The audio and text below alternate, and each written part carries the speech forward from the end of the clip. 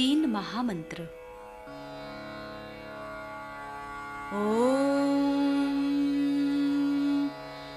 त्वमेव साक्षात् श्री महालक्ष्मी महासरस्वती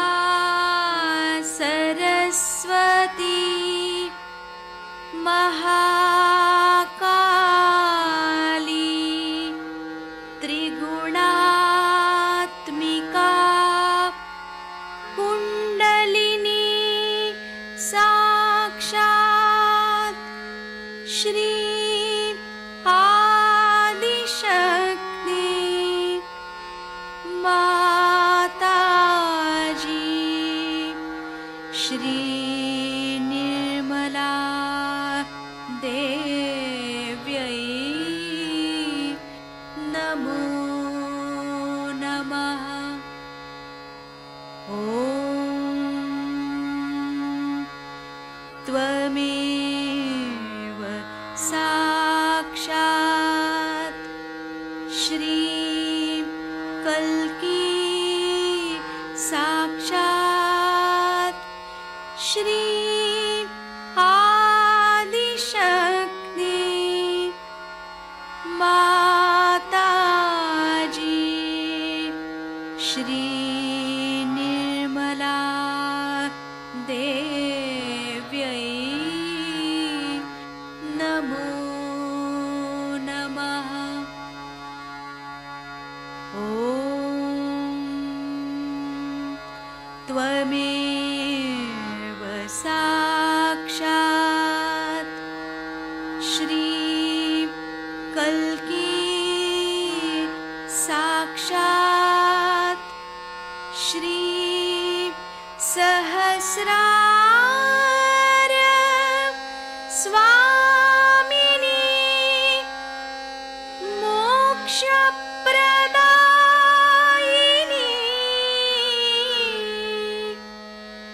माताजी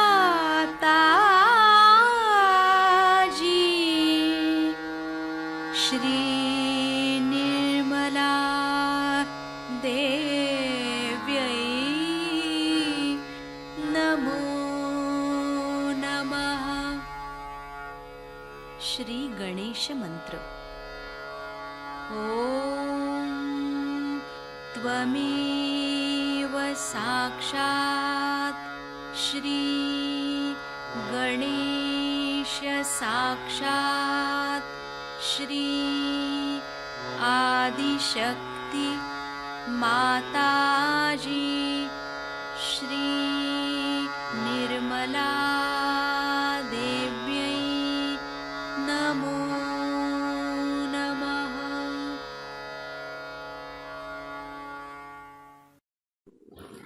जय श्री माता जी।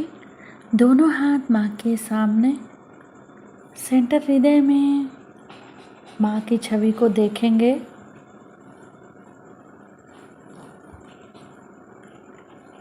बीचों बीच हृदय में माँ को, श्री माता जी को बुलाएंगे। परम पूजनीय श्री माता जी, कृपा करके हम सभी के हृदय में अपना स्थान ग्रहण कीजिए। बार बार प्रार्थना, श्री माता जी कृपा करके हम सभी के हृदय में स्थान ग्रहण कीजिए। श्री माता जी हम सबको क्षमा कर दीजिए, हम सभी अज्ञानी हैं। सेंटर हृदय में श्री माता जी के प्रेम को अनुभव करेंगे।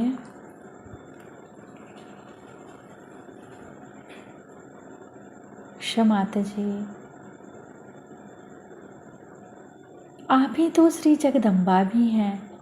कृपा करके हम सभी के हृदय में श्री जगदम्बा स्वरूप में संपूर्ण शक्तियों के साथ अपने श्री चरण कमल लेकर आइए। माँ के श्री चरण कमलों को देखेंगे सेंटर हृदय पे।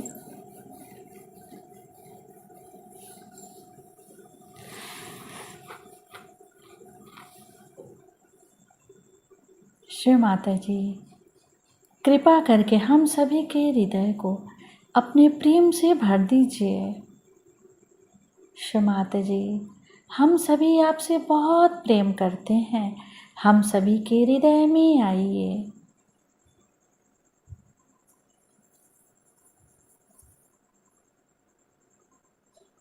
दोनों हाथों पे, एक एक अंगुलियों पे माँ के प्रेम को अनुभव करेंगे।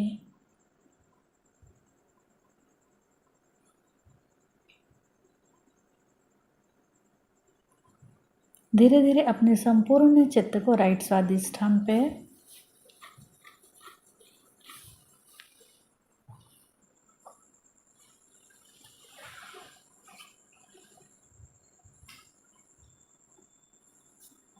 संपूर्ण चित्त राइट स्वादिष्ठान पे। श्री माता जी, आप ही करता हैं, आप ही करविता हैं, हम सभी के अंदर से समस्त कर्ता भाव समाप्त कीजिए।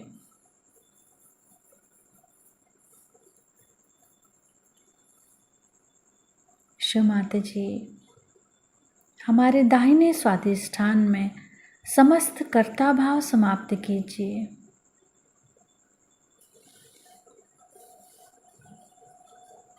चित शक्ति मंत्र ओम त्वमेव साक्षात् श्री चित शक्ति साक्षात् श्री आदि शक्ति माता जी श्री निर्मला देव्यै नमो नमः।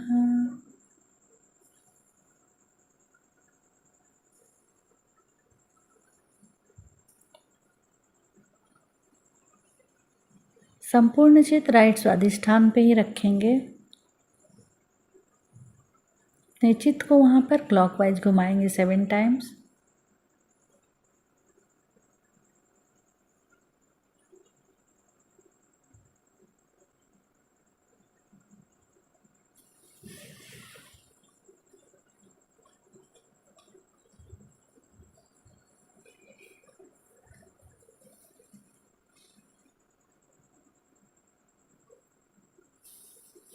धीरे धीरे अपने संपूर्ण चित्त को राइट नाभि पे माँ के श्री चरण कमलों को देखेंगे। शिव माता जी, कृपा करके अपने श्री चरणों की शीतलता हमारे लीवर पे प्रदान कीजिए।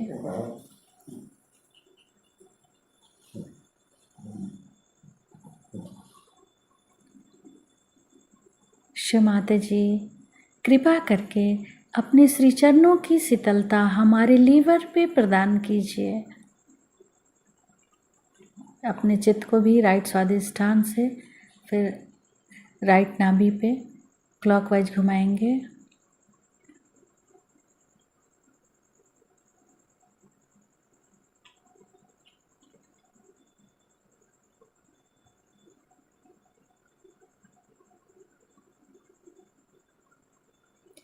धीरे धीरे अपने संपूर्ण चित्त को सुषुम्ना नाड़ी से उठाते हुए सेंटर नाभि, सेंटर हृदय, सेंटर विशुद्धि, फ्रंट आज्ञा, सहस्त्रार।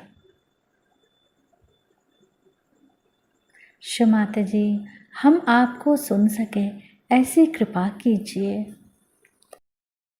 श्री दत्त जयंती है। आज का दिन बहुत बड़ा, उन्हीं के आशीर्वाद से मैं सोचती हूँ यह आज का दिन आया हुआ है, जो आप लोगों में सहयोग पल्लवित हुआ। सारे गुरुओं के गुरु आदि गुरु श्री दत्त महाराज, उनका आज महान दिवस, उनको मैं नमस्कार करती हूँ। वे भी मेरे ही गुरु हैं।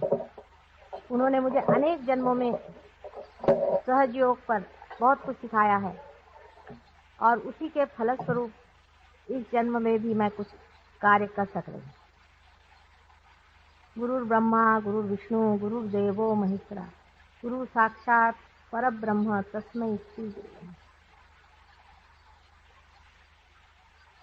आद्या शक्ति ने जब सब सृष्टि की रचना की, सारी सृष्टि रचना करने के बाद जैसे एक राजा अपना सारा राज्य फैलाता है और उसके बाद भेष बदल करके इस संसार को देखने आता है, उस तरह आदिशक्ति भी बार बार संसार में अवतरित है। लेकिन चाहे शक्ति कितनी भी ऊंची हो, उसे एक मनुष्य गुरु की जरूरत है। मनुष्य का स्थान उस शक्ति से भी ऊंचा। अगर शक्ति को मानव रूप धारणा करनी है तो कभी उसे पिता के स्वरूप, कभी उसे भाई के स्वरूप, कभी उसे बेटे के स्वरूप पाकर ही वो संसार में आई है। सर्वप्रथम ऐसा ही समझे कि ब्रह्मा विष्णु महेश 3 देवों से जब सारी सृष्टि की रचना की, उस वक्त इस संसार में फंसे हुए लोगों को बाहर निकालने का विचार आदिशक्ति के मन में आया कि ये 3 तत्व अगर किसी तरह से एक साथ जुट जाएं और उनमें गणेश जी की बालकता, उनकी अबोधिता, उनका इनोसेंस उतर जाए तो हो सकता है कि एक बहुत बड़ा कार्य करने वाले गुरु इनसे निर्माण हो। सती अनुसुईया के रूप में उनका साक्षात, ये एक ही ऐसी सती संसार में है जिसने कि इंसान को तारण का विचार, एक बहुत बड़ी। ये तीनों बालक अनुसुईया के पास, अनुसुईया का अर्थ यह है जिसमें असूया नहीं, जो किसी से मत्सर नहीं करता, जो सर्वतः प्रेम होता है, उसमें मत्सर आदि, क्रोध आदि ऐसे नगण्य क्षुद्र विचारों का कहाँ से स्थान है। जिसमें कोई भी असूया नहीं, ऐसी अनुसुईया, उसकी परीक्षा लेने ये तीनों भी ऐसा कहा जाता है कि उनके दरवाजे गए और उस वक्त उन्होंने अपने तेज बल, ये तेज बल क्या था? ये यही माँ का प्रेम, अत्यंत दिव्य शक्तिशाली माँ का प्रेम जो उन पर बरस पड़ा और वे छोटे बच्चे हो गए। उन्हीं का एकाकार स्वरूप श्री दत्त महाराज है। एक अजीब सी विभूति है, इसका कि कितना भी वर्णन किया जाए तो कम है और समझाया जाए तो भी समझ से परे। ऐसे त्रिगुणों से भरे हुए श्री दत्त महाराज आदि गुरु के रूप में संसार में आए और उन्होंने अनेक बार इसकी शिक्षा दी, इस भव सागर को किस तरह से पार किया जाए। कल मैंने आपसे बताया है कि हम संसार में अनेक धर्म बना करके लड़ाई कर रहे हैं। इसी एक श्री दत्त के अवतार अनेक बार संसार में आए। उनमें से जैसा कि मैंने आपसे कल बताया था, राजा जनक जो कि जानकी जी के पिता थे, वे भी और कोई नहीं थे पर इन्हीं दत्तात्रेय जी के अवतार। उसके बाद मच्छिंद्र नाथ, आपने नाम सुना होगा, वे भी उन्हीं के अवतार। उसके बाद जोरास्टर जो 3 बार संसार में आए, वे भी उन्हीं के अवतार। उसके बाद मोहम्मद था जो कि साक्षात उन्हीं के अवतार थे। और जब उनसे बहुत बार पूछा कि भाई तुमसे भी तो पहले कोई आए होंगे, तो उन्होंने कहा कि आए थे, एक मोहम्मद था। फिर उनसे पूछा कि भाई उससे पहले कौन था? कहले एक मोहम्मद था। मोहम्मद माने जो प्रेज होता है, जिसको प्रेज लगती, जिसकी प्रेज की जाए, जो स्तुति पात्र है, वही स्तुति पात्र है जो संसार का तारण करे। वही सारे मोहम्मद जो आए थे, वही सारे दत्तात्रेय जी बार बार संसार में आते हैं। उसके बाद नानक, गुरु नानक, उनकी अगर आप वाणी पढ़ें, उनकी अगर आप बातें पढ़ें तो आपको आश्चर्य है कि उन्होंने हर बार सहज में ही बात करी। उन्होंने कहा कि सहज समाधि ला, उन्होंने कहा है काहे रे बन खोज न जाई, सदा निवासी सदा अलेपा तो है संग समाई। पुष्प मध्य जो बास बसत है, मुकुर माही जस छाई, तैसे ही हरि बसई निरंतर, घट ही खोजो भाई। घट ही खोजो, अंदर ही है, अंदर ही उसे प्राप्त करो। हम तो कविता गा रहे हैं, गाना गा रहे हैं, जो उन्होंने हमें डिस्क्रिप्शन दिया था उसे रटे जा रहे हैं। हृदय के ही अंदर बसे हुए इस परम तत्व को खोजने की बात अनादि काल से यह आदि गुरु बार बार जन्म संसार में ले करके और कर। मोहम्मद साहब की जो लड़की थी, कल भी मैंने बताया है, इसके बाद शिया जाति शुरुआत। मुसलमानों में शिया नाम की जाति, शिया शब्द जो है वो शिया से आया। शिया से आया हुआ शब्द शिया हो गया। शिया माने सीता जी। आप अगर यूपी में जाएं तो सीता जी कोई नहीं कहता है, सिया जी सब कहते। सियावर रामचंद्र की सब सिया का नाम लेते। वो स्वयं सीता जी की स्वयं आदि शक्ति। और उनके जो 2 बेटे हुए थे, हसन और हुसैन, जिन्होंने कितने ही दुष्टों का नाश किया। उसके बाद तंग आकर के जब वो भी मर गए, उसके बाद दूसरे जन्म में उन्होंने सोचा कि अहिंसा को प्रस्थापित किया जाए, हिंसा से कुछ काम नहीं बना। एक नया एक्सपेरिमेंट करने के लिए उन्होंने बुद्ध और महावीर के रूप में जन्म।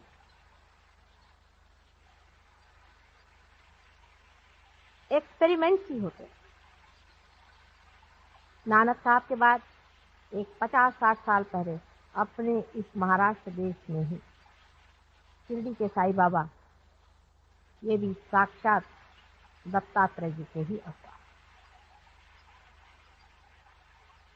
इसका आपको अगर प्रमाण चाहिए तो अगर आप पार हो जाएं और उसके बाद आप किसी पर भी हाथ रख के देखें तो एक ही तरह के आपको वाइब्रेशन से ही आप सबको जान सकते हैं। जैसे आपके पास आंख होना जरूरी है कि किसी की आप आकृति देखें, उसका रंग देखें, उसी तरह से आपके पास ये वाइब्रेशन आने की जरूरत है जिससे आप संसार के सब गुरुओं को जान सके और जान सके कि कौन सच्चा गुरु है और कौन झूठा, कौन उस आदि गुरु दत्तात्रेय जी के अवतार साक्षात हैं। कहने को तो आजकल हजारों गुरु संसार में आ गए, किसी के कहने से कोई गुरु नहीं और किसी को मान भी लेने से वो गुरु नहीं। गुरु शब्द ही का अर्थ बहुत ही बड़ा, इसको समझ लेना चाहिए। आज इसी पर मैं आपसे बातचीत करना चाहती हूँ कि गुरु कौन और कौन गुरु नहीं। गुरु शब्द का अर्थ ही यह है कि जो हमसे बड़ा, जो हमसे ऊंचाई पे बैठा हुआ है। जैसे ऊंचाई पे बैठा हुआ पानी अकस्मात नीचे उतर आता, वो अपनी सतह को ढूंढने के लिए, अपनी सतह पे सबको लाने के लिए हमेशा लालायित है। आप पानी को किसी ऊंचाई पे रख दीजिए, वो चाहेगा कि उसी ऊंचाई पे सबको उठाए। यही गुरु का अर्थ। ऐसा जो नहीं तो गुरु होने हमसे ऊंचा वो हर मामले में होना, एक ही मामले में नहीं। इसलिए आजकल जो गलोगली और रक्तो रक्ती हम लोग गुरुओं को मान रहे हैं, उनको याद रखना चाहिए कि गुरुओं की हजारों पहचान। जो गुरु परम तत्व की बात करते हैं वही साक्षात गुरु हैं। जो परमात्मा की बात करते हैं और परमात्मा ही के ओर आप उठाते हैं वही गुरु हैं। जो लोग आपसे रुपया पैसा लेते वो गुरु हैं। जो अपनी वाणी का रुपया लेते हैं वो गुरु कभी भी नहीं हो सकते, क्योंकि ये वाणी परमात्मा से आई हुई बहुमूल्य चीज है। इसकी कोई भी कीमत आप नहीं दे सकते। जिस दिन आप इसकी कीमत दे सकें, ये परमात्मा की चीज नहीं। आप परमात्मा को बाजार में जाके खरीद नहीं सकते। याद रखिए, आज हम लोग इस तरह के हजारों लोगों के सामने खड़े हुए हैं जो परमात्मा के नाम पर पैसा कमा। इससे बढ़ के अधमता और नीचता संसार में कुछ भी नहीं। परमात्मा के पांव के ठोकर के बराबर भी संसार का कोई सा भी सामान, कोई सी भी वस्तु, कोई सी भी चीज अगर हो तो उसे हम मान सकते हैं कि हम परमात्मा को दे। जैसे अभी हमारे घर पे कोई साहब आए थे, बड़े भारी महान गुरु अपने को बना करके, और मुझसे कहने लगे कि माता जी आपके तो घर में सब चीजें हैं और आप तो बिल्कुल साधारण गृहिणी जैसे रह रही हैं, तो आप कैसे परमात्मा की बात करें? मैंने तो ये त्यागा, मैंने तो वो त्यागा, मैंने तो ये छोड़ा। मैंने उनसे कहा कि वाकई अगर तुम त्यागना जानते हो, तुम ये भी जान लो कि इसमें से जो भी चीज तुम सोचो कि मेरे प्रभु के चरणों के धूल के बराबर भी, उसके कणों के भी बराबर हो, तुम उठा के लो, लेकिन तौलना बराबर। इधर उधर देखा उन्होंने, ये वो देखा, इसके बाद तो सच पका गया। मैंने कहा क्यों, कोई चीज नहीं मिली? नहीं, उसके बराबर तो कोई नहीं। फिर मैंने कहा उनसे कि तुमने छोड़ा ही क्या बेटे? तुमने क्या छोड़ा जिसका झंडा सुबह शाम घुमा करके और काशाय वस्त्र पहन करके और ये सर में बाल मुड़ा करके और दुनिया भर में चिल्लाते फिर रहे हो? क्या छोड़ा तुमने? यही पत्थर, ये मिट्टी। असल में सहयोग इसीलिए घर गृहस्थी में बैठे हुए साधारण लोगों में ही पड़ा। जो अपने झंडे गाड़ते हैं उनमें कभी भी सहयोग नहीं आता। जो लोग सहज सरल भाव से रहते हैं, परमात्मा के दिए हुए ऐश्वर्य में, उसके आनंद और सुख में सहज से प्रेम पूर्वक रहते हैं, ऐसे ही लोग, ऐसे ही मध्य स्थिति के लोग परमात्मा को पाते। गुरु का मतलब अब आपको समझना चाहिए कि जो लोग काशाय वस्त्र पहन करके पैसा इकट्ठा करते हैं वो लोग कभी भी गुरु नहीं। जिनके पास टूटी हुई साइकिलें थी और आज इम्पाला में घूम रहे हैं वो कभी भी गुरु नहीं हो सकते। जो आदमी परमात्मा को पाया हुआ है वो चाहे जमीन पे सो जाए और चाहे वो महलों में सो जाए, आराम से। इसके लिए जनक राजा का मैं आपको एक उदाहरण, जनक राजा के पास में नचिकेता करके एक बड़ा भारी आर्क गया था। पहले तो वो शंका से व्याकुल था। उसने अपने गुरु से कहा कि ये एक गृहस्थ में है, ये राजा है, इसके यहाँ तुम क्यों जाते हो, इसके आगे तुम क्यों झुकते हो, इसके चरण क्यों छूते हो, ये तो गृहस्थी आदमी। तो उन्होंने उनको कहा कि अच्छा तुम राजा जनक के यहाँ जाओ और उनके यहाँ, आप जानते हैं कि उनको विदेही कहा जाता है, देहाती।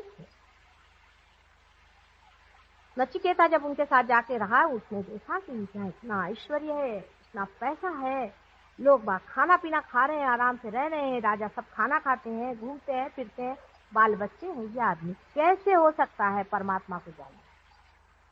दूसरे दिन उसने कहा कि मैं तो जा रहा हूँ, अभी इसी वक्त मैं चला जा रहा हूँ, मुझे यहाँ रहने का नहीं। उसका अच्छा चलो पहले नहाने तो चलो, नदी पे नहाने जाए। उनको अपने साथ सरजू नदी पर नहाने ले गए। नदी में नहाते वक्त एकदम से किसी ने आके बताया कि हे राजा तेरे तो घर में आग लगी, रजवाड़े में सारी आग लगी हुई। राजा जनक ने कहा कि लगने दो, अभी तो मैं ध्यान में हूँ। हंस के कहा, जरा घबराए। उसके बाद लोगों ने कहा कि सब तुम्हारे घर वाले भाग गए, आग तुम्हारी तरफ आ रही। तो उन्होंने कहा जाने दो, अभी तो मैं ध्यान में। उसके बाद उन्होंने कहा कि अरे भाई आग यहाँ तक आ गई, तुम्हारे जो बाहर आभूषण और वस्त्र पड़े हैं ये भी चले जाएंगे, वहां जो रक्षक थे वो भी भाग गए। तो ये नचिकेत जो अंदर नहा रहे थे उनके एक दो जो कपड़े बाहर पड़े हुए, वो उन्होंने सोचा अगर ये जल जाए तो मेरा क्या हाल होगा, तो भागे बाहर। उन्होंने अपने कपड़े पकड़े, तो भी ये ध्यान में मत।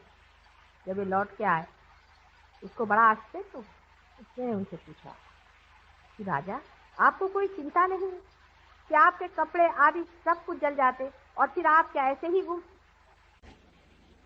तब उन्होंने कहा जो मिथ्या है वो मिटने ही वाला, तो कोई बचाने की जरूरत नहीं, जब तक है रहने दीजिए और नहीं है तो जाने। यही बात। जो गुरु मिथ्या को मिथ्या नहीं समझते हैं उनके पास आप क्या ढूंढने जा रहे हैं। हमारे ससुराल में एक किस्सा है कि एक बार ऐसा हुआ कि कोई बाराती आए और बारातियों ने कहा कि हमारे लिए कुछ आप ऐसी व्यवस्था करें कि हम दही बड़ा खाएं।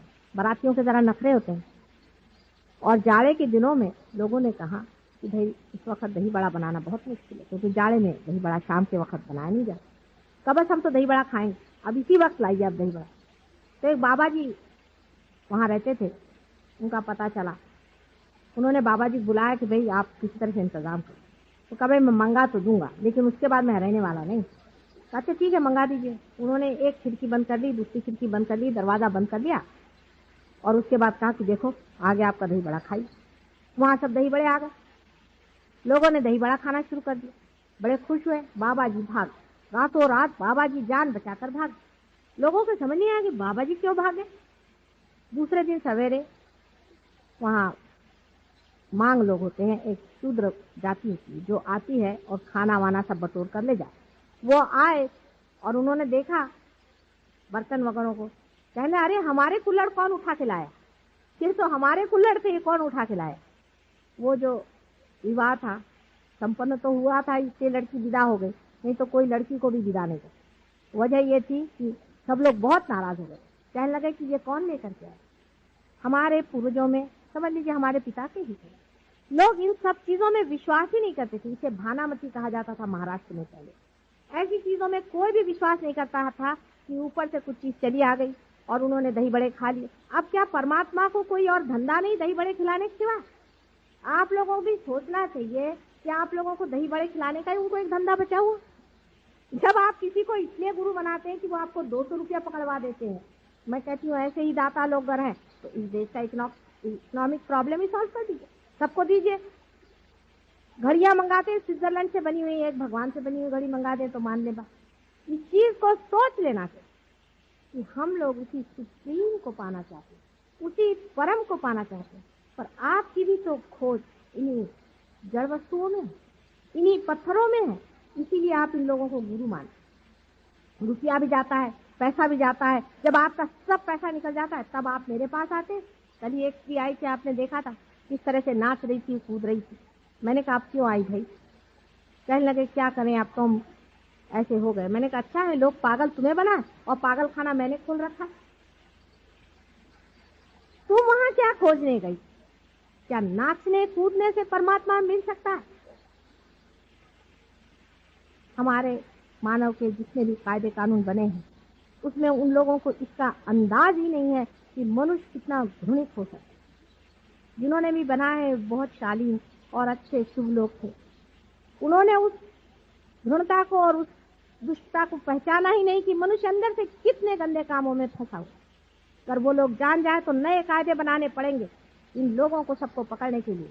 ईसा मसीह को तो इन्होंने उठाकर सूली पे चढ़ा दिया, तो आसान था, लेकिन इन लोगों को तो कोई पकड़ ही नहीं पाता, जो रात दिन आपसे रुपया खसोट करके और आप लोगों का सर्वनाश करने पर लगे हैं। और कल आपके बच्चों को पागल खाने में भेजने के लिए तैयार बैठे हुए। कभी आप लोग इधर भी आंख उठा कर और सोचिए कि ये क्या है। परमात्मा के नाम पर जड़ वस्तुओं को बांटना कहाँ की भलमानसियत। आप भी क्या कभी सोचते नहीं? कलयुग में तो मैं सोचती हूँ कि मनुष्य के पास इतनी प्रगल्भ बुद्धि है, इतनी उसके अंदर सूझबूझ है, क्या वो सारी अपनी बुद्धि को बेच खाता है कि वो समझता नहीं कि ये एक तरह का मेस्मरिज्म है और एंटाइटमेंट है, जिसकी वजह से हम ऐसे पागल जैसे उसके पीछे भाग रहे हैं और अपने अंदर झूठे बिल्कुल मिथ्या ही विश्वास अंदर में करके कि हम बड़े शांति में बैठे हुए हैं, अपने से भी भुलावा कर रहे हैं और दूसरों से भी भुलावा कर रहे हैं। जब आप रियलाइजेशन हो जाता है तो बहुत दूर जाने की जरूरत है, बहुत पढ़ने की जरूरत है। आप समझ सकते हैं कि आप रियलाइज इसमें आप में एक दर अंदर से शांति है। मैं देखती हूँ कि इतने लोगों के गुरु हैं और 30-30, 40-40 साल में हार्ट अटैक आकर के लोग मर जाए। असंभव की बात है। अगर आप में रियलाइजेशन का जरा सा भी तत्व एक बार जाग उठा है तो हार्ट अटैक तो क्या कोई एक्सीडेंट भी होना मुश्किल है। ऐसे ऐसे उदाहरण हमारे अंदर है। एक छोटा सा लड़का अभी परसों बता रहे थे कि ट्रेन से आ रहा था और ट्रेन पूरी उलट गई। जिस डिब्बे में वो बच्चा था उसमें से एक भी आदमी को चोट दी और वो पार बचा। आपके ऊपर देवता मंडराना चाहिए। अगर दिव्य नहीं उतर सकता तो ऐसा रियलाइजेशन क्या? अब हमारे ही लोग आप जानते हैं कितने ही पार हुए हैं, कैंसर तक की करते। कोई विशेष बात नहीं, कोई विशेष हमारे ख्याल से बात नहीं। सिर्फ यही है कि इनको इसमें इंटरेस्ट नहीं है किसी को क्योर करने में, उनको रियलाइजेशन में ही इंटरेस्ट है, क्योंकि जो आनंद आपने पाया है वही आप चाहते हैं कि सब पाए। सहज नहीं है। अगर आपके पास रुपया पैसा है तो आप चाहते हैं कि रुपया पैसा खर्च करें, लोगों को खिला पिलाएं। ऐसे ही रियलाइज सोल भी चाहेगा मन में कि दूसरों की भी जागृति करे और पार करे और कर सकते। अगर आपके अंदर लाइट आई है उसके लिए कसम लेने की कोई जरूरत नहीं। कस्तूरी का अगर सुगंध आ रहा है तो उसके लिए कोई आपको कसम लेकर कहने की जरूरत नहीं कि यहाँ पे कस्तूरी का सुगंध। लेकिन कस्तूरी की खोज है किस, ये पहले अंदर सोच लीजिए, नहीं तो ऐसे चक्करों में घूमने की कोई जरूरत नहीं। एक साइड में तो हमारे ये लोग हैं जो कि हमारे सबकॉन्शियस से खेल, हमारे जड़ चेतन से, हमारे पास से खेल।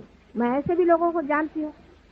इस खोज में मैंने बहुत गुरु घंटालों को देखा और सबके मैं हथकंडे जानती हूँ कि ये क्या क्या दशा करते हैं और किस तरह से जन्म जन्मांतर के लिए आपकी कुंडलिनियों का सत्यानाश करते।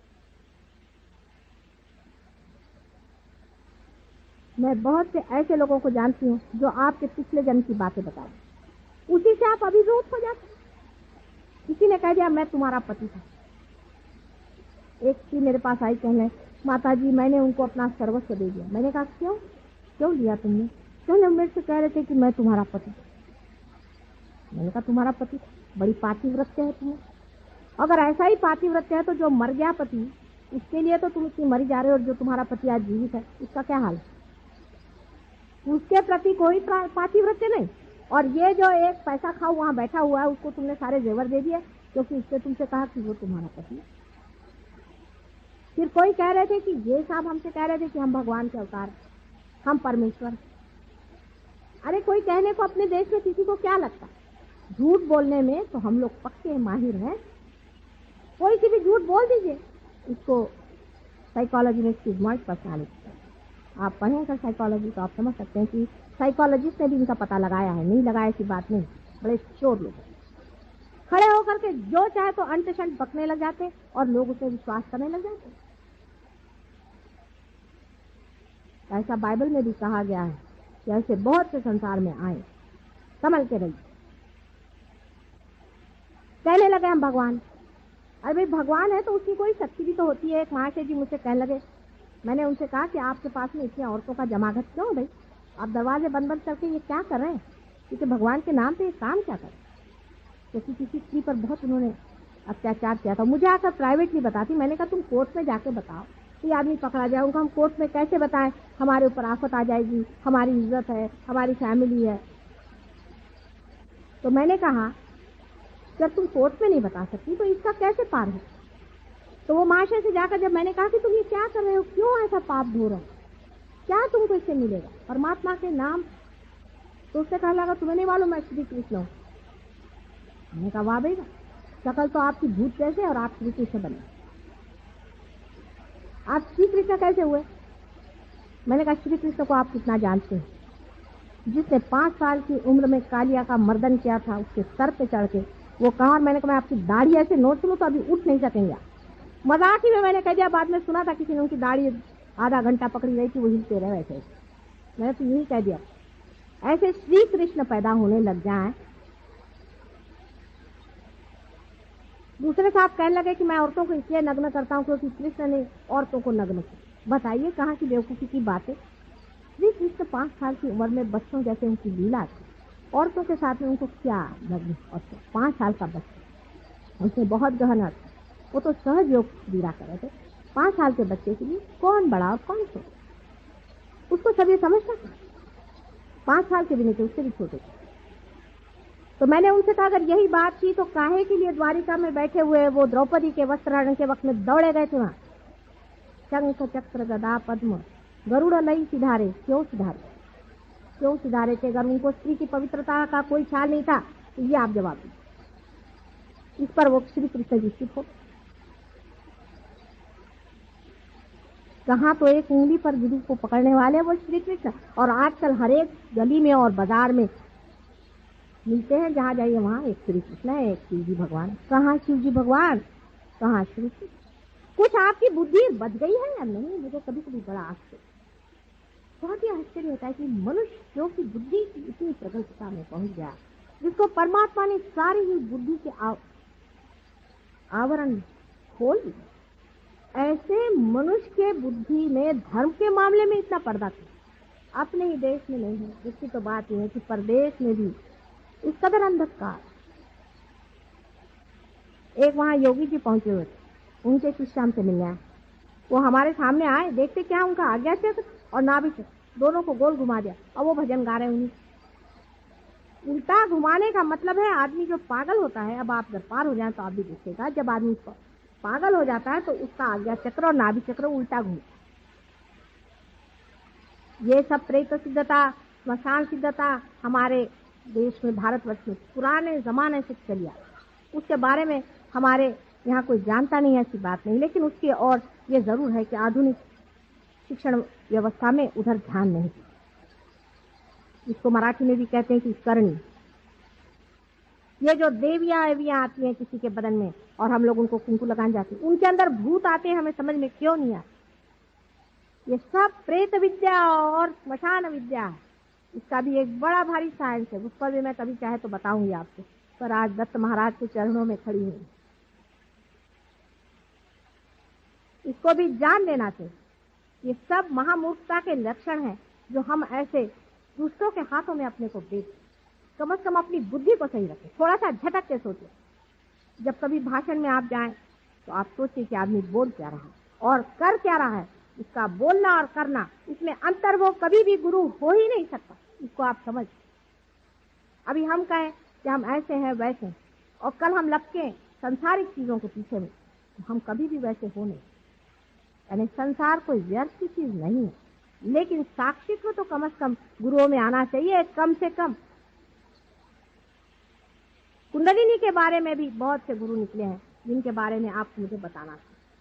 कल भी मैंने बताया था कि भगवान के पास में कोई घड़ी नहीं है कि जो वो कह दे कि 4 बजे मैं तुम्हारी कुंडलिनी जागरूक कर दूं।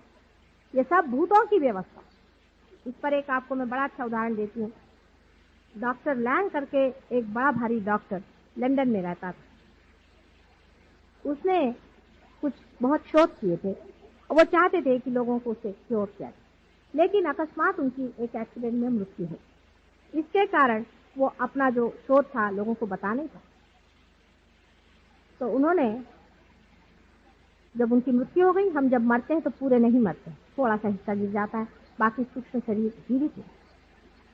तो उन्होंने इस सूक्ष्म शरीर में यह सोचा कि चलो किसी के अंदर घुस कर ही प्रवेश करके दे। तो एक वियतनाम में एक सोल्जर लड़ रहा था, उसके शरीर में उन्होंने प्रवेश किया और उससे कहा कि तुम मेरे लड़के के पास चलो और उससे ऐसी ऐसी बात बता। अब ये सोचे कि डॉक्टर लैंग को ऐसा ही करना था, तो अपने लड़के के अंदर क्यों नहीं घुसे, क्योंकि जानते थे कि इसके कुछ परिणाम भी। तो उन्होंने कहा कि अच्छा तुम मेरे लड़के से जाकर सारी बात बताओ और उसको हमारी बात पट जाए। जब ये सोल्जर उस लड़के के पास गया और उसे जाकर बताया तो वो इस बात को मान गया। उसने कहा कि हाँ, ये तो सब बातें सिर्फ मेरे पिताजी से और किसी को मालूम नहीं। उसने कहा चलो तुम क्लिनिक खोलो। उन्होंने एक बड़ा भारी एक ऑर्गेनाइजेशन बनाया जिसके मातहत वो लोगों को ठीक करते। अब डॉक्टर लैंग के साथ बहुत से और डॉक्टर उनके साथ जुट गए, वो भी ये कार्य करते थे। अभी तक वो हो रहा है कार्य। वो आपसे बताते हैं कि आप अगर उनको चिट्ठी लिखे हमें तकलीफ है, शिकायत है, आपसे बताते हैं अच्छा 5 बजे शाम को बराबर इस वक्त आपके अंदर कुछ हो।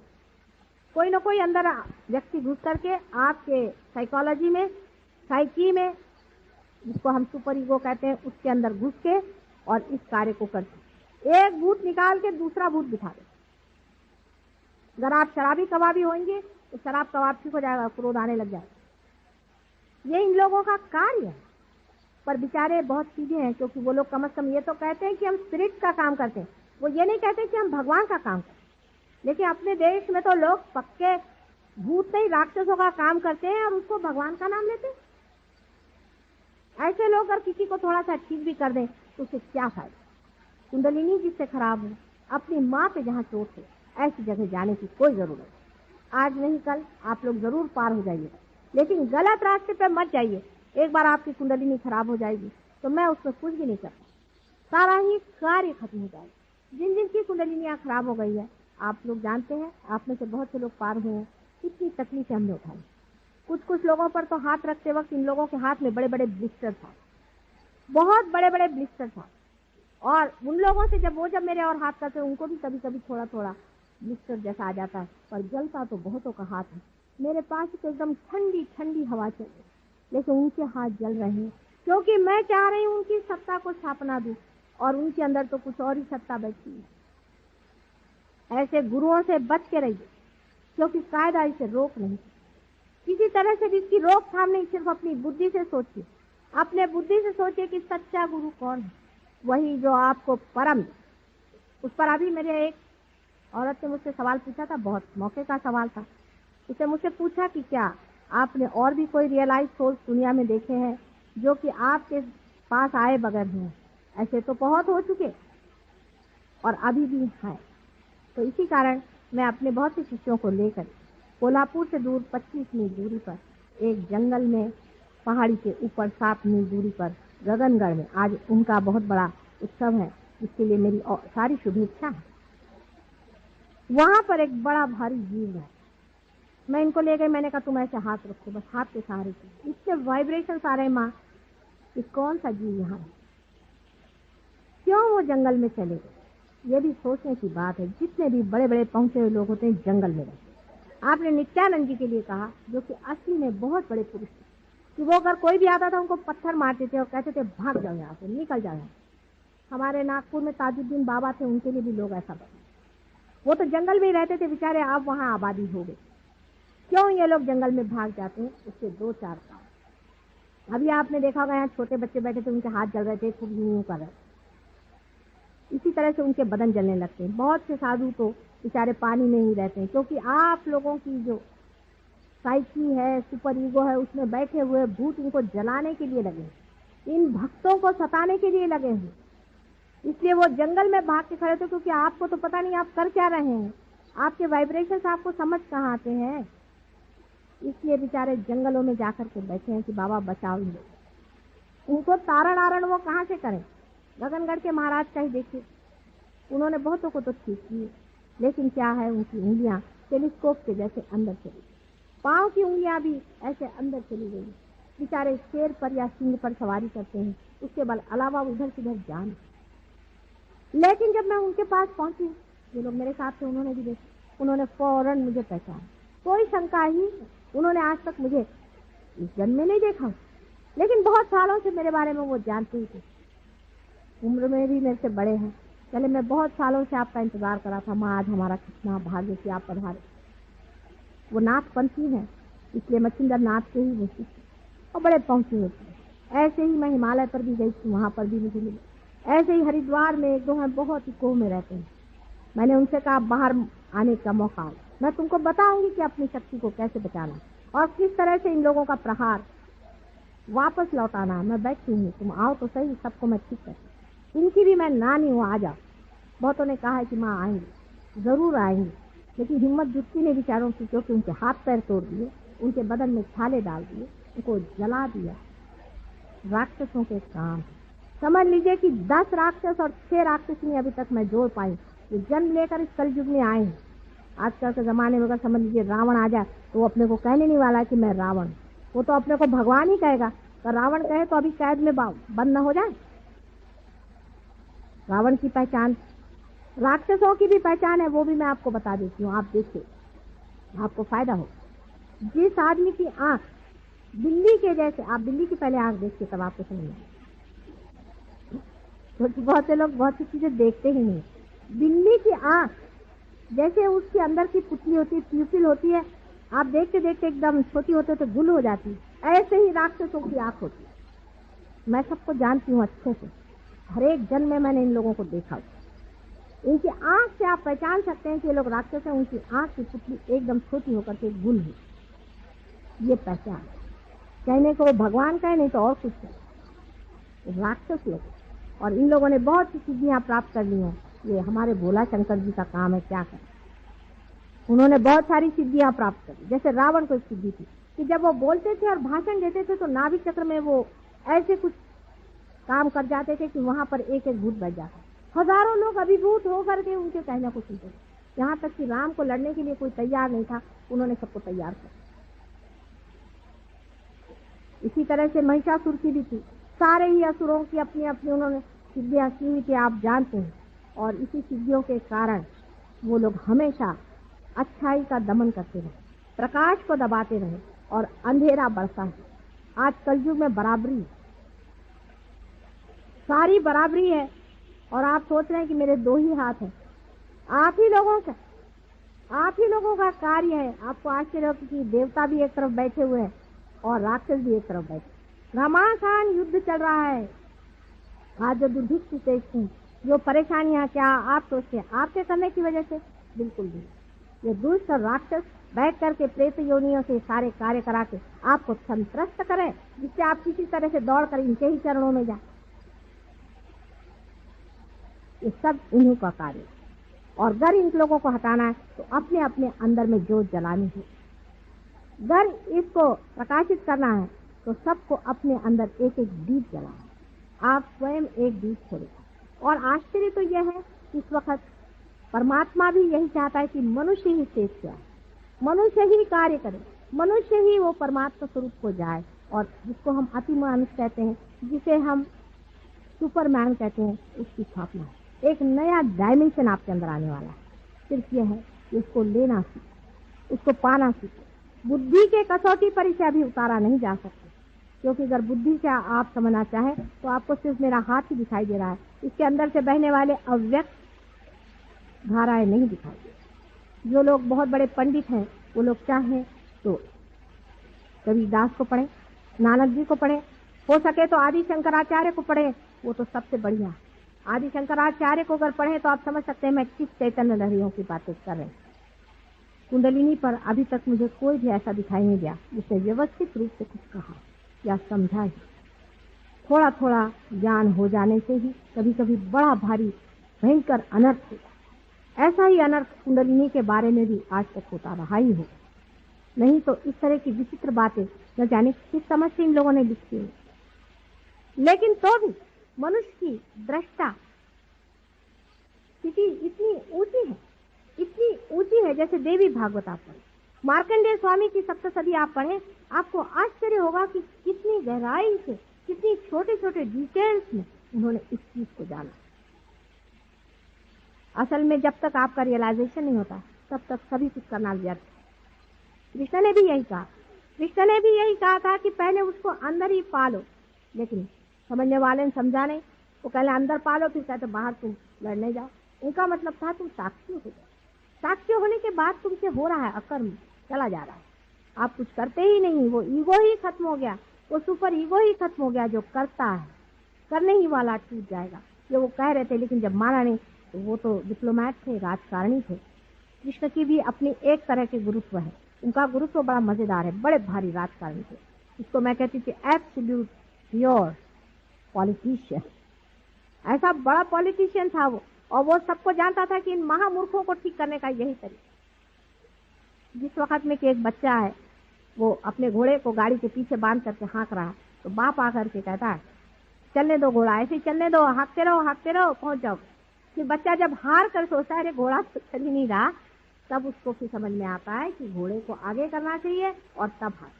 इसीलिए उन्होंने कहा कि अच्छा तुम कर्म योग करो। अब देखिए उसमें डिप्लोमेसी कृष्ण की दी। कृष्ण के जैसा भी गुरु मिलना बड़ा कठिन। ऐसा गुरु है कि उसके लिए बहुत ही बुद्धि की तीक्ष्णता प्रकटता चाहिए। आज तक आपको किसी ने बात नहीं बताई होगी, तो मैं आज बताऊंगी, आप सुन ली। उन्होंने कहा कि अच्छा तुम कर्म करो, लेकिन जो कर्म का जो फल है परमात्मा पे ये हो ही नहीं सकता। बिल्कुल एब्सर्ड कंडीशन। जब आप किसी चीज को कर रहे हैं और जान रहे हैं कर रहे हैं, आप उसको किसी और पे कैसे छोड़ सकते? घोड़ा पीछे करके ही हाँकने को कह रहे हैं। दूसरा उन्होंने कहा कि तुम भक्ति करो। देखिए इसमें भी देखिए बड़ा सुंदर है, तुम अनन्य भक्ति करो। जब दूसरा कोई नहीं रहे तब भक्ति कैसे होने वाली है? मतलब ये कि जब मिलन हो गया तब भक्ति किसकी करनी? उन्होंने कहा पुष्पम फलम तोयम, जो कुछ भी तुम मुझे दो मैं ले लूंगा। लेकिन देने के वक्त उन्होंने यही कहा है कि तुम अनन्य भक्ति करो। एब्सर्ड बात है, क्योंकि एब्सर्डिटी पे ही आदमी का सर चकराएगा और तभी वो ठिकाने से आएगा। वो सोचते नहीं थे कि ऐसे आदमी क्या खलाने वाली।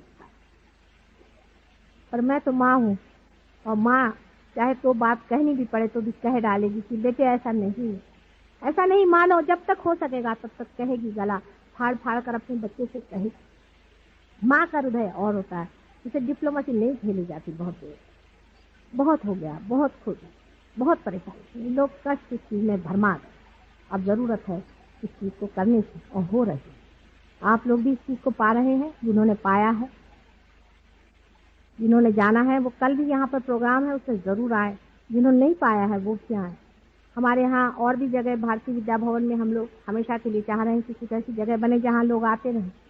यहाँ पर बहुत से लोग ऐसे हैं कि जो पार हो गए हैं, क्योर भी करते हैं। जागृति तो आप पार होते ही दे सकते हैं। लोग चक्रों के बारे में बहुत जानते हैं, बहुत कुछ ज्ञानी हो गए। और कुछ लोग ऐसे भी हैं कि जो पार भी करा। हिंदुस्तान की ये गरिमा है, ये देश हमारी योग भूमि, सारे संसार के देशों से भी ऊंचा अपना देश। इस देश के वाइब्रेशन जो है हाईएस्ट, इसमें कोई शंका नहीं।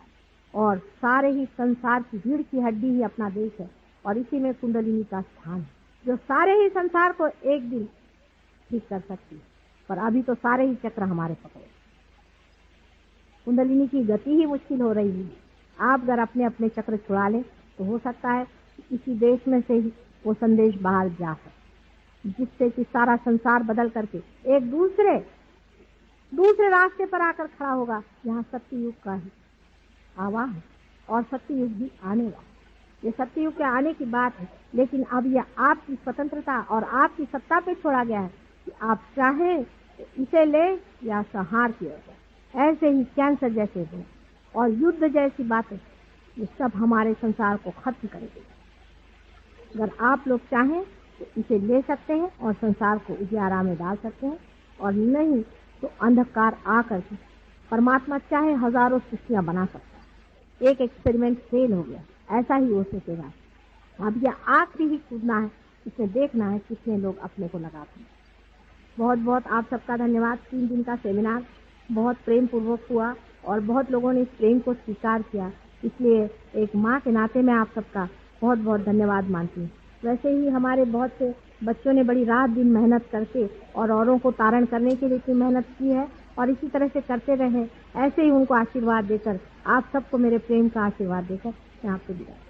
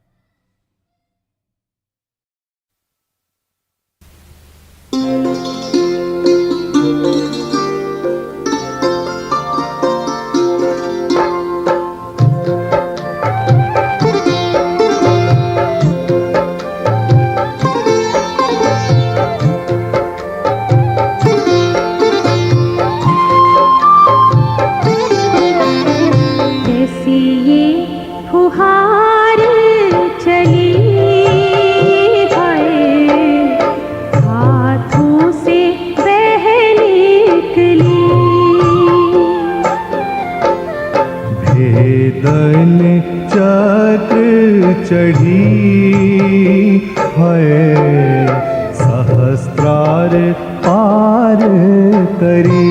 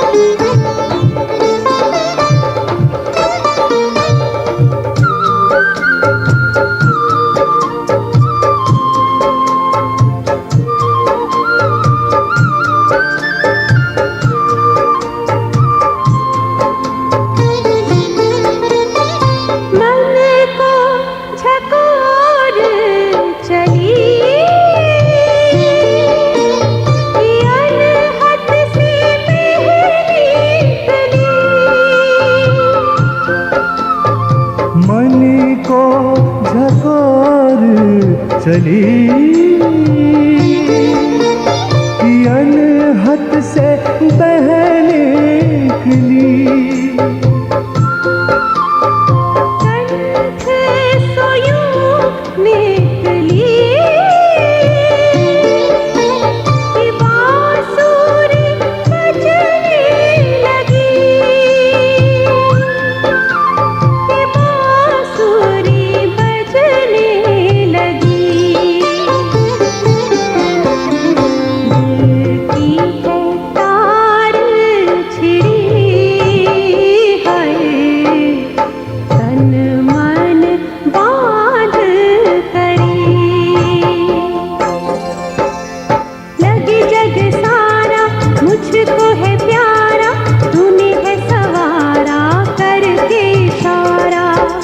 ये सहारा करे हमें न्यारा, जाने जग सारा माँ तुम हो सहारा।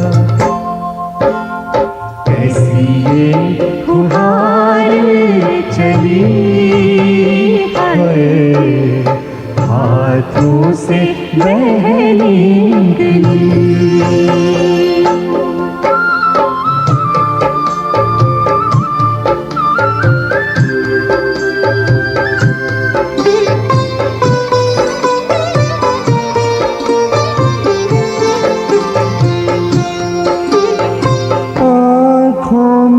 प्रीत भरी अलंकृत करने लगी। आँखों में प्रीत भरी अलंकृत करने लगी। प्रेम को अर्थ धरी ये जीवन रस में करी, ये जीवन रस में करी। अंग सो अंग लगी है, आवन करती चली। लगे जग सारा मुझको है प्यारा, तूने है संवारा करके इशारा। तेरा ये सहारा करे हमें यारा, जाने जग सारा माँ तुम हो सहारा। कैसी ये फुहार चली है, हाथों से बह निकली।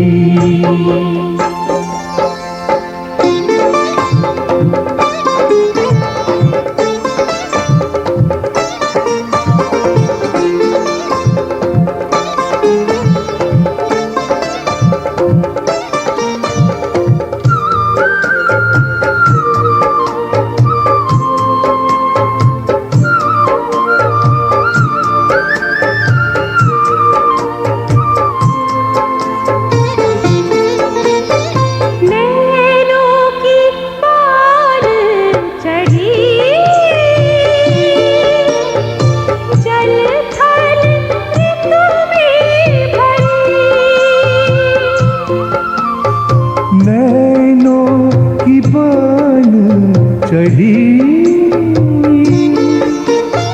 जल थल ऋतु में भरी, सहज यूं महकी, ममता की सार बनी, ममता की सार बनी। मैं की मियाद घटी है, प्रेम परी ही चढ़ी। लग जग सारा मुझको है प्यारा, तूने है सहारा करके इशारा, तेरा ये सहारा करे हमें न्यारा, जाने जग सारा माँ तुम हो सहारा। ऐसी ये फुहार चली है, हाथों से बह निकली, भेदन चक्र चढ़ी है, सहस्त्रार पार करी। कैसी ये फुहार चली